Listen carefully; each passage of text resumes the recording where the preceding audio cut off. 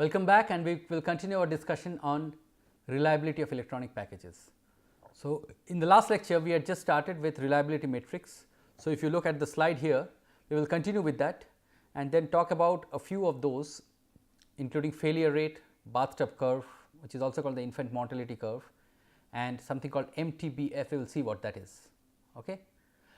All right. So, let us move on, and in the last class we were talking about what is failure rate and what is reliability.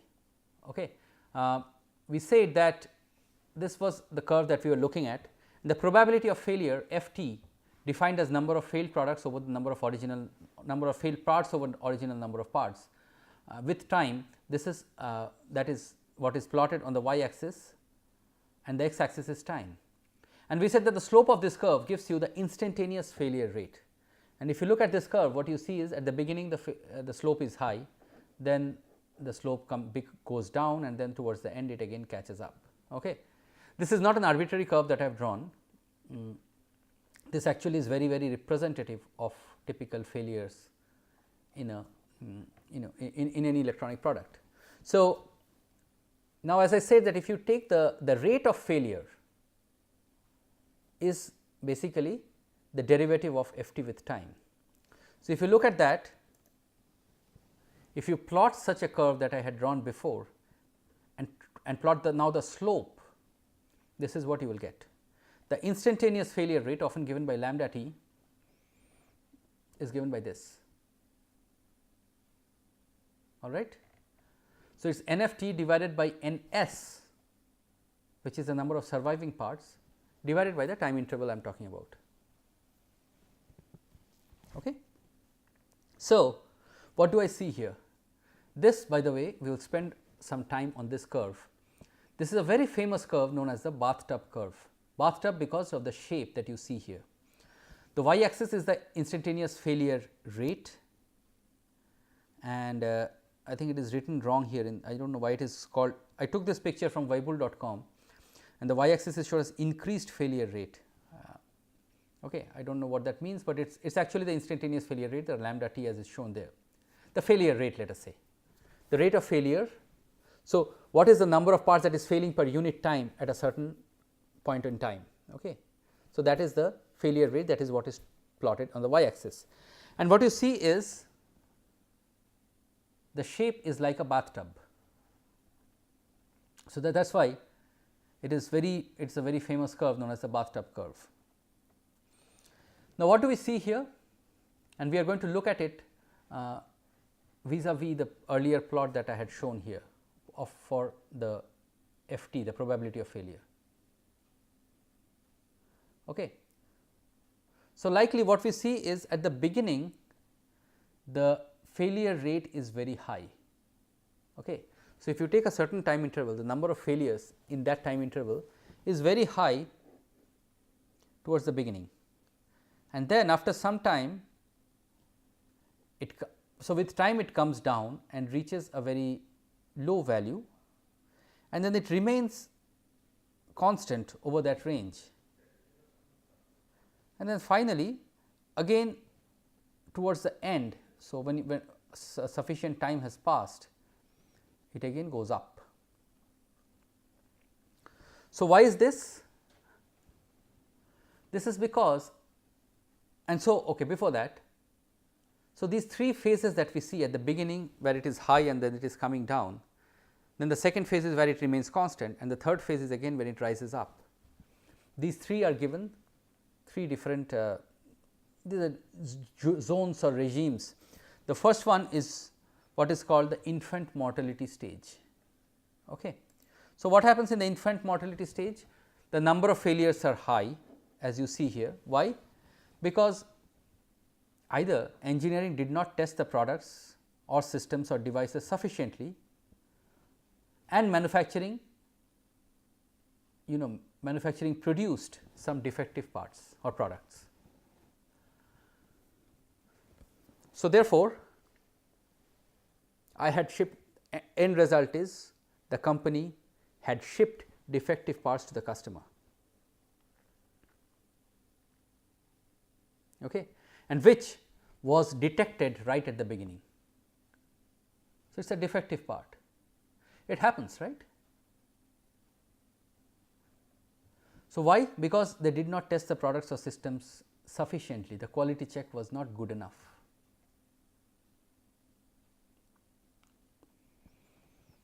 Okay. Now, what happens is, if such defective products actually went, then those will be detected very early. So, therefore, you will have a high number of failures at the beginning, but then something that has survived the first few operations or cycles is likely going to survive several more. Okay. So, this is where this is known as the infant mortality stage. Okay. Now, let me tell you why this is also called the mortality curve, because if you look at the human life expectancy, then the curve is very similar. Infant mortality is number of infants, the human small babies who die within the first 1 year. Okay. Many of them are born with such defects that they do not survive beyond a few days or weeks. So, if you take any population, you will see that the infant mortality, and calculate the mortality rates, you will see a high number at the very early age. Okay. And then a baby or a child who has survived probably the first 2-3 years of his or her life is likely to live much longer, right. You do not, apart from some catastrophe, some accidents or something very unexpected, we do not hear deaths, do not hear about deaths very often between the age of, let us say, 2 or 3 till maybe 40, right. After that, yeah, there are some where you will still see some more some deaths, but then we see deaths again at an old age, where it is automatically where your body does not function and the organs does not function as well as they were supposed to, and you see that happen, and then you see deaths. Okay. So, therefore, even if you take a human population, you see at any part of the world, the numbers will vary definitely, but you will see that there is the number of deaths and the rate is high at early age and at old age, right. So, that is why this is also known as the mortality curve. Now, as a nation develops, what do we have to do? If you look at a not so developed nation versus a developed nation, the first thing is the mortality rate is very low. So, I have to, this should be as low as possible, this value should be as low as possible, and also this sharp decrease, this curve should or this stage should be as much to the left as possible. Okay. That is one, and that happens with definitely proper care during pregnancy, and then proper neonatal care. When a child is born, even if he or she is born with some illness, then the care in the hospital, post birth care, is so good, the neonatal care is so advanced and so good that the child can be brought out of that, right. You fix the problem right at the beginning. Okay. But in many not so developed areas of the world, or even within a developed nation, there are certain population who do not have access to those developed facilities, and that can be, like if a child is born, there is no baby warmer, there is no incubator, right, premature birth. So, therefore, you see deaths because of that. So, a developed nation, a developed population must strive to reduce this number and also move this infant stage as to the left as much as possible, okay, and also reduce this number as much as possible. So, again this part, again if it is a very developed nation where traffic is smooth, accidents are low, there is even if there is a certain sudden illness, the access to advanced healthcare facilities are such that is so good that this rate is very, very low. Okay. So, the next thing is this line should have as low a value as possible, ideally 0. And what else? The life expectancy for human beings should be as high as possible. So, again this the finally end of life part, the aging part must shift to the right as much as possible. Now, so that is for a human population. That is why this is also called the mortality curve, and that is what, when a nation is trying to call itself developed, these are some of the things that it must strive for. Okay. Now, if you talk about an electronic product or for any product that way, it is very uncanny but it is very surprising, but yet probably expected that the same curve is followed, right. So, the first one, just like birth defects is defects at the factory during the production stage that went undetected. So, decreases with time after early failures are removed by burn in or other stress screening methods. Okay. So, this is important. What do I mean by that? A good company which cares for its brand value, the brand image, and does not want to ship defective products should be able to screen out those defective products at the factory itself and remove it. And this is not just doing a sanity check after the production. It is also to make sure that if you make it go through certain cycles of operation, it does hold its performance, it does not show some degradation. Okay. So, that is called burn in. So, many companies or in several good companies, before shipping a product, not every product maybe, but from a certain production lot, will take some products and make them go through certain tests, repetitive tests, to make sure that the product holds its performance. So, that is stress screening methods, burn in methods, and only after that will they ship. So, therefore, this in what are we trying to do? We are trying to remove this infant mortality part as much as possible, this left part as you see over here. Then this is the useful life. So, if a product has survived for a certain number of months or years, depending on what it is, maybe 1 year, then it is probably going to survive for a reasonably good period of time, maybe for the next few years. Okay. But then there will be some failures, just like in a human life, there can be some accidents, there can be some sudden illness and unavailability of medical facilities, whatever certain conditions that force you. So, anyway, so characterized by a constant failure rate. Okay. So, for an electronic product, it can be an abusive handling. Look, I mean, your cell phone is performing nicely and then it just drops in water, it slips from your hand and drops into water, or it falls on the ground and breaks apart. So, these are failures, but a company cannot really design a product for such catastrophic consequences. It is difficult, right. My car is performing well, but I suddenly wish to take my passenger car in the racing track. It is not meant for that. Okay. So, abusive handling which can be intentional, which can be unintentional. It can be an accident, right.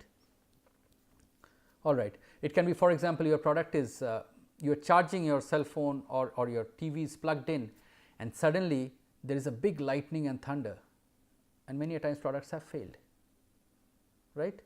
It can be a 110 volts product you plug into a 220 volts supply. You got this from somebody, gifted you from your friend, gifted you something from USA where the line voltage is 110 volts, and instead of using a step down transformer, you directly put the plug into your 220 volts, it will burn off. Okay. The product will get burnt, catastrophic failure. But that is not what I mean. The company cannot really design your product for these things. Okay. Such scenarios, but such scenarios are rare. So, there will be a characterized by constant failure rate and that will be a very low value, or that should be a very low value. Okay. So, that is the operating life. All right. And the wear out stage is when it has become so old. So, that is age old, because of aging there is a certain degradation. you cannot help it, just like the human body. Okay. So, that is wear out due to age, or it can be due to lack of maintenance. And again, aging, even for a human being, somebody who is fit, who does exercise regularly, maintains a very disciplined life, a good diet, etc., is going to live longer, hopefully, but definitely for as long as he or she lives, they are going to live a healthy life, because they have maintained themselves well. On the other hand, if somebody leads an indisciplined life, then he is going to develop these symptoms of aging at a much earlier stage, right, and which may lead to end of life eventually at an earlier age compared to let us say a healthy individual, right. So, when the failure rate becomes high, at that time you have to repair, replacement of parts, maintenance has to be done more regularly, correct. So, this we have seen, for example, if you are driving a car, once, for example, my car is right now 8 years old, and I do see this things are failing, something, it's the sound is not great. I have to go for more regular maintenance if I want to maintain the car or retain its performance, and so on and so forth. All right. So, if you now look at it, when a company gives you warranty for 1 year, 1 year warranty, it's supremely confident that it is going to last that 1 year without any defect, because if it fails within that 1 year, you will send it for free for the free replacement or free service, and that is the cost to the company. Okay. So, most likely a product that has survived for the first year is going to survive, unless except for certain catastrophic scenarios, it is going to survive for some time. Okay. So, but then beyond a certain warranty period, it is beyond a certain life expectancy, which is probably about 5 years for a cell phone, you are going to see this the performance going down, things degrading with time. Okay, that is because of wear out, correct. All right. So, if you continue with reliability matrix, the reliability RT is given by this expression. It is exponential of minus integral of lambda dt or lambda s ds from 0 to t. Okay. And what was lambda? Lambda was this failure rate. Clear? Now, let us say if the failure rate is constant, which is where what we are seeing in this useful life, for a constant failure rate, which is let us say lambda naught, then R t, the reliability becomes e to the power minus lambda naught t. Okay. And it can be easily proven from the definitions. Okay. So, now let us take an example that I have 1000 BGA components and which I thermally cycle them. Thermal cycling means I put it, let us say, in an oven and make them go from, let us say, whatever, minus 40 to plus 40 degrees repeatedly, okay, over and the cycle time is, let us say, several minutes. And the quoted failure rate for this component is 0.1% per hour.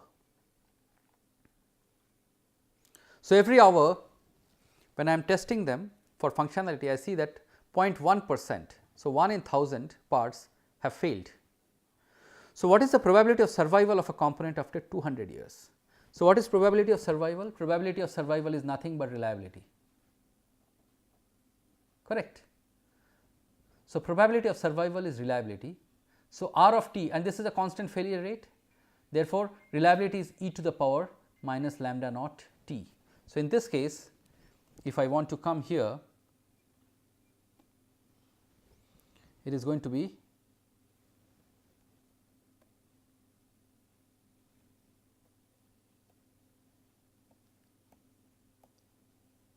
reliability of 200 is going to be e to the power minus, and what was my the rate of failure was 0.1%. So, therefore, 0.001, and they said this is 0.001 per hour, and this is what is the probability of survival after 200 hours. So, I will put it as 200. Okay. So, simple, this is going to be my reliability. It is a non-dimensional number e to the power minus of lambda naught t, because this is a constant failure rate. And if you do that, I think this comes out to be around 81.9% or so. Okay. You can check this most likely. So, I will write again. Now that I am on camera, I would write please check. All right. Okay. Let us come back to the slide. So, this was the expression that I am getting.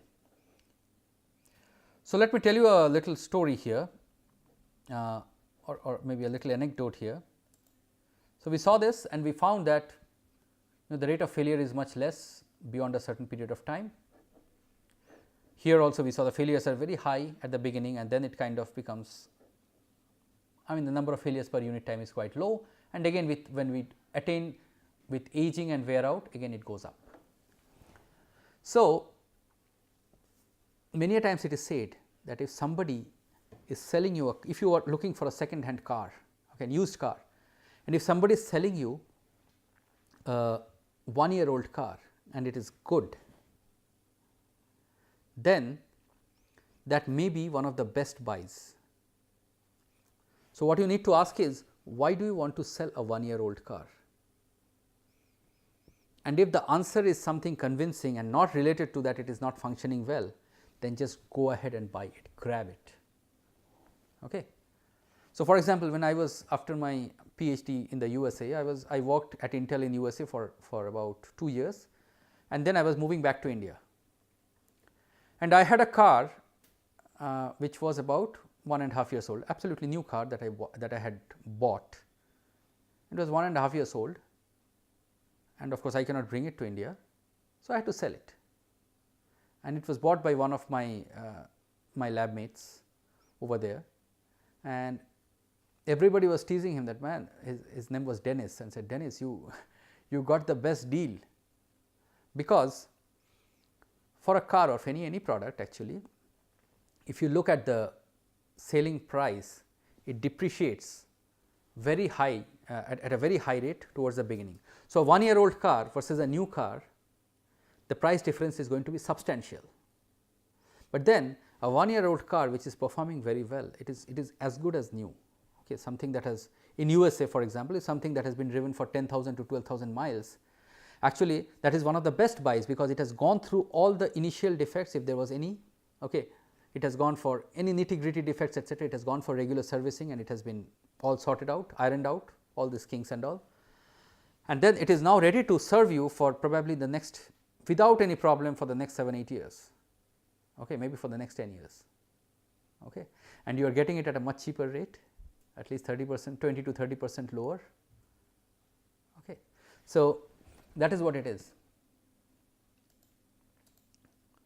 All right.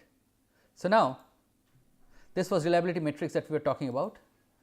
So let us quickly now wrap up this lecture as well as our discussion reliability metrics by one final one, which is called the mean time between failures, MTBF. So the mean time between failure is basically defined as the average time between two failures. So if it is a repairable system, then what happens if you look at this slide, let us say this is your system which is running. So this is uptime, and then there is a defect. So there is a downtime, then it gets repaired, again it becomes up, then again it develops a problem, it is down for some time, it is serviced or repaired, and so on. So this is a time between failures, so where it is functioning. So mean time between failures is given by the number of component hours divided by either number of failures or failed components. If you do not have a repairable system, which is where something fails, you have to discard it and get something else. So depending on whether it is a non-repairable system versus repairable system, we use mean time to failure for a non-repairable system, where you have to throw out and get a new one, or mean time between failures, where you can actually service and repair and make the same system work. For example, my washing machine, sometimes now it is like 6 years old, sometimes it fails, I call the technician, he does does something and again it is working. Okay. So, mean time between failure or mean time to failure, but for our case we will consider that they are almost equivalent. Okay. All right. So, this is the final reliability metric that we wanted to talk about. Okay. So, that kind of wraps up our discussions on reliability metrics, and that kind of also wraps up our discussion for this lecture. All right. So, reliability, as we see, there are several mathematical concepts that are involved. The last one I want to mention is, if it is a constant failure rate, where we saw an exponential distribution, the reliability function was an exponential distribution e to the power minus lambda naught t. You can probably try this out actually. This lambda naught is actually 1 over MTBF, mean time between failures. You try it out, you will see that is exactly what it is, correct. So, keep that in mind. And so, to wrap up what we have discussed today, we started with the discussion on the failure rate, instantaneous failure rate, and that if you look at, and that led us to the discussion on something very, very important, which is the bathtub curve or the mortality curve. Okay. And using analogy between the product and defects that is found in a product that is produced in a factory, and drawing an analogy with human life and mortality of a human population, we saw that they are so similar, right. The only difference I would say is when we are talking about the aging limit, and we said that in case of a human life, through the as a nation gets developed, we say that one of the metrics of a developing nation of development is the average life expectancy. Okay. So, the number of age related deaths occur at a higher age. So, life expectancy is, let us say, more than 70 years, all right. So, average human life expectancy goes up as a nation, for a developed nation. That, however, you cannot draw a direct analogy with an electronic product, for example, because the life expectancy depends on the product. And let me end with an interesting note over here. Yes, a cell phone is expected to last for 5 years, and a manufacturer like an Apple or a Samsung would like it to last for 5 years, okay, for their brand image, for their reputation, everything. But they also have to sell products, but they do not want it to last ideally even one day above 5 years. Okay. So, that is where I was just I was listening to some lectures from somebody who is very well known in this field, and he was saying that earlier we talked about in this lecture or in the previous lecture, we talked about design for reliability. A reliability engineer should design for its reliable performance over a long lifetime. Okay. Now, they are saying there is also this concept where design for failure, and failure when? So that it fails right maybe the day after its expected life cycle of expected product life. If it is 5 years, let it fail on the first day after the 5th year, because then the customer is going to go and the user is going to go and buy a new product.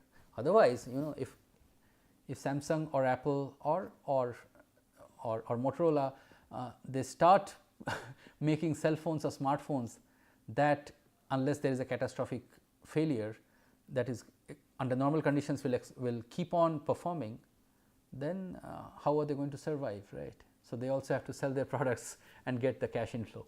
So, that is also one thing. So, that is what also helps them to keep their prices down, so that the sales and to keep the sales at the expected level. Okay.